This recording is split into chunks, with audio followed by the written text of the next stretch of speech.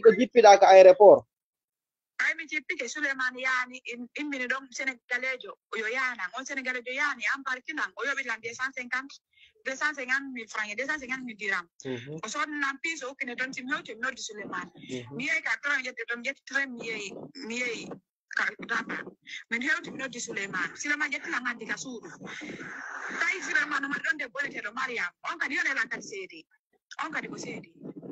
ako ngindina wo oɗo ko jikku makko wadde ko yimɓe ɓe ɗo fayisaɓe ɓay a hewti ka suudu a nodduno oɗo ka a noddanomo mi noddunomo o décroche-noma ka o décroche-anoma on dina wo mo yude golle mo yude golle moi je n'ai rien à voir avec programme o e Souleymane simi hollodiri mo feƴƴinowo siɓe yewti habbotum mon frère an kadi a yewtay habbotum mon frère yitere mon frère habbotum mon frère awowolimi fankika ɗon famfami gayna wolo mi noddi monna mo yude golle hali kadi mi insiste oni mo yude golle mi nodditoymo kadi ono noddela noddala mi nodditoymo kadi o wila wo mo arti mo defu mo moƴƴine ko ñamatati kadi kan tan mi nodditimo kadi après o yeetiri min naminni a noddala te falandu ko kono mi yewtiri minni joni noon ko honno mi yewti e jaam kono programme kalden ko womin fuu se ngalda mini fuu se ngalda woni ko kanko noon inonoya aru Souleymane lumbinama mi aru kadi hammi yewta ɗo kanko Souleymane kadi waɗi appel conférence min tato woni sini kari o financé kadi hammi lumba no habbo tun julde enen ɗiɗo en yewtay julde habbo tun en yewtay julde habbo tun no habbo tun julde non haysa altare goɗɗo yewten tun non bandirawo yewten ɗo joni so ari ɗo woni la mena sugolo innala koni min mi hollidirmo e so yiide e feƴƴinowo ɓe discuti hakkude maɓɓe toon ça m'intéresse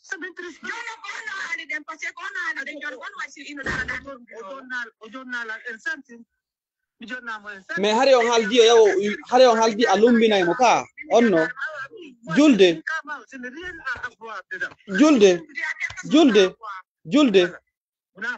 hari on haldi a jombaymo ka yo aru a lumbinaymo jombamo ka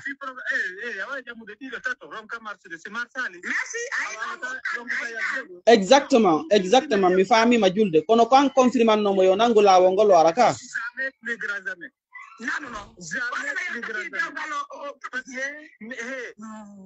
on confirmade ɗum ɗon julde so ari sime confirme ɗum ɗon ta juula ñande mi wawana o rea ko chrétien ton juulema finomo himo jeltimi ɗo yiɗa jelti ko arti fo mi programme ka an e ala e makko ko ɓuri e tuggude mesela somi hollidirimo e feƴƴowo min mi sikki programme mariage marché hakkude mais non ça dépend si mi intéresse yimayimo intéressé après ça c'est après ɗumgol ko min ittimo to ka an konngol am fi dewgal am landimo somi naɓi haɓɓere goro kanko gorko ƴalta e fi makko o buusa saabu gorko mo naɓali haɓɓere goro ko mawɓe mum hay hollali famille makko hay jaaja makko hay miñana makko oui parce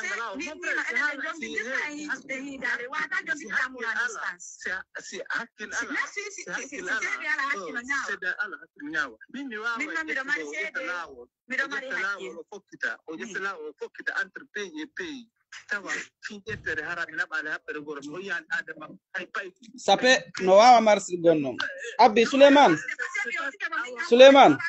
honno julde o waɗi o innima e waɗu vidéo so acci faux julde kamako e Souleymane min mi arta programme makko julde accimilanɗoma ɗo piwgo tum julde 2500 ko suudila ça fait 1 an et quelque Souleymane bloquinne mi andami ɗo ɗaɓɓuɗa e woɓɓe ɗaɓɓitude Souleymane e nder maro julde si Souleymane majjeri mo ɗaɓɓitude Souleymane